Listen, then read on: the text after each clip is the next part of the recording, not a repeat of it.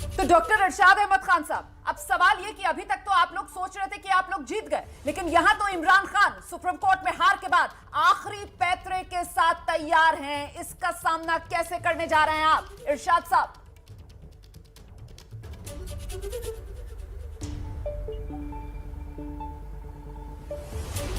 इरशाद साहब बोल रहे हैं लेकिन उनकी आवाज नहीं आ रही है। जरा आवाज बढ़ाने की कोशिश कीजिए। या इरशाद साहब आप कहीं म्यूट पर तो नहीं है सर? प्लीज चेक कर लीजिए।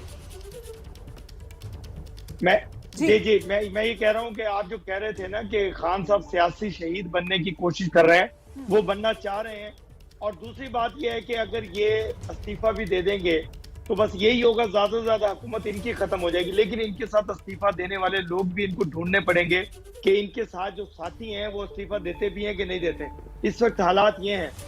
दूसरी बात रही इनकी एहतजाज करने की। एहतजाज आपने देखा कि इन्होंने कितनी कॉल दी, वजीर आजम होने के बावजूद फिर भी लोग इनके लिए बाहर नहीं आए। कल भी जो इनके चंद लोग जो थे जिन्होंने फायदे उठाए सुप्रीम कोर्ट में, को 8-10 लोग पीटीआई के थे, चूरी खाने वाले मिट्टू जो थे, बाकी इनके साथ कोई साथी वहां खड़ा हुआ नहीं था। अब इनकी सियासी मौत भी हो गई है, इनकी पूरी पार्टी की भी मौत हो गई है। और आइंदा इनके मैं एक ऐलान और करता हूं आपको, अब ये अगर इलेक्शन में आते भी हैं तो इनको टिकट लेने वाला कोई नहीं होगा। ये याद रखिएगा मेरी बात कि इनकी टिकट लेने वाला कोई, अब इनका इंशाल्लाह इनको टिकट लेने वाला कोई नहीं होगा। ये ढूंढेंगे कि इनका टिकट कोई ले, ये भिखारियों की तरह ढूंढेंगे कि इनके टिकट पे कोई इलेक्शन लड़े। इरशाद ये आज साहब, मेरी बात आप जो नोट कर कुछ लीजिए। हो रहा है पाकिस्तान में उसको कीजिए। देखकर आप भी इतना समझ गए होंगे कि इमरान खान वो पीछे हटने को तैयार नहीं है। तो आप लोगों की कोई स्ट्रैटेजी है क्या? नहीं वो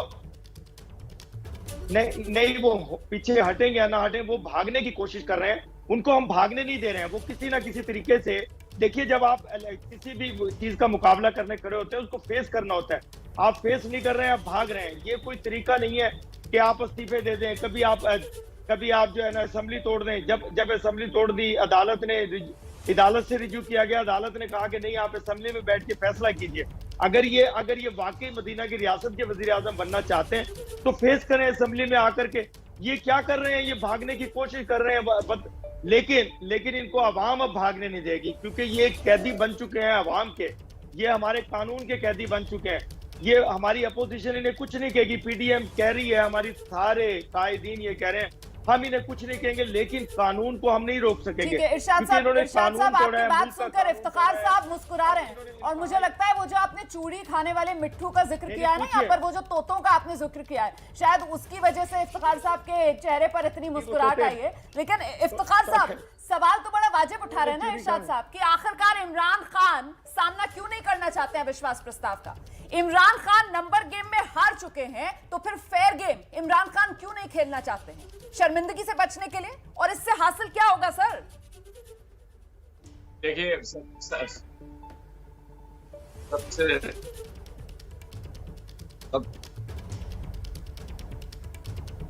सबसे पहले तो मैं ये कहूंगा कि मेरे भाई एक कबूतर की तरह आंख क्यों बंद की हुई है इन्होंने 27 मार्च का वो जलसा नहीं देखा जो पाकिस्तान की तारीख का सबसे बड़ा जलसा था। वो जलसा सुप्रीम कोर्ट में अगर आवाम को कॉल दी जाए तो वो क्यों नहीं आते? इस तरह की चीज ये कहते हुए मुझे हैरानगी होती है। मैं हंसा इसलिए था, सुन लीजिए ना, अच्छा सुन लीजिए आपको जरा थोड़ा सा सुन लीजिए। आप बर्दाश्त भी किया कीजिए ना। आप जब अपने फायर मारते हैं और फजूल के पटाखे छोड़ते हैं तो जब उसका जवाब कोई दे आपको तो वो सुना करें। फजूल के पटाखे नहीं है, बिल्कुल सच। मैं ये कहने लगा हूँ कि जब आप ये बात करते हैं कि इनको टिकट के वो जो किराए के लोग लाए थे मिलेगा, तो मैं बड़ा इस बात के ऊपर सर आप सुन लेना। ये यकीन कीजिए आप हिंदी जुबान आपको सुन पाएंगे आराम से। इरशाद साहब आपके पास आ जाऊंगी दोबारा। इफ्तिखार साहब को सुन लीजिए, आ जाऊंगी दोबारा। कि मैं इस चैनल से भी और आपसे भी ये पूछना चाहूंगा,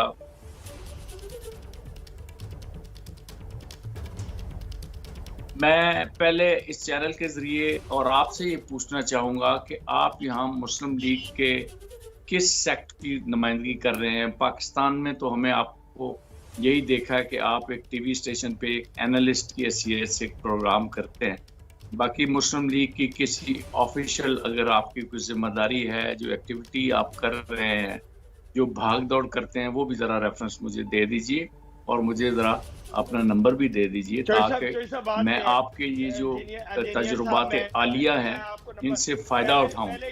कभी आप कहते हैं ट्रेन पे गाड़ी छूट गई, दर्शन हो गया, वर्षन हो गया, आप हिंदी भी अच्छी बोलते हैं, तो आप पता हो एक बंदे का बात उससे कर ले। जिस बंदे का कोई वजूद ही नहीं है, जो बंदा है ही नहीं यहाँ पे, वो जो इंडियन चैनल पे नजर आता है, तो उस बंदे से क्या बात। अब ये देखें आपका ये तरीका गुफ्तगू क्या है कि मैं बात कर रहा हूँ और आप मुसलसल जो है वो उसमें बोले जा रहे हैं, आप मुसलसल बोले जा रहे हैं, मैं आपको सुन रहा हूँ।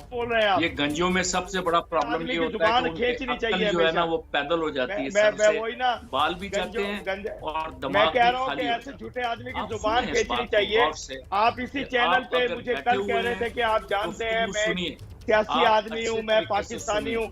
आप झूठ बोलने का तरीका देखें। आप बैठे हुए, मैं आपको नंबर भी दूंगा, इसी ऑनलाइन नंबर दूंगा। आप लोग सर पर्सनल हो जाते हैं, इसीलिए ठीक से बात नहीं हो पाती है। बहुत बहुत शुक्रिया तमाम मेहमानों का हमारे साथ जुड़ने के लिए।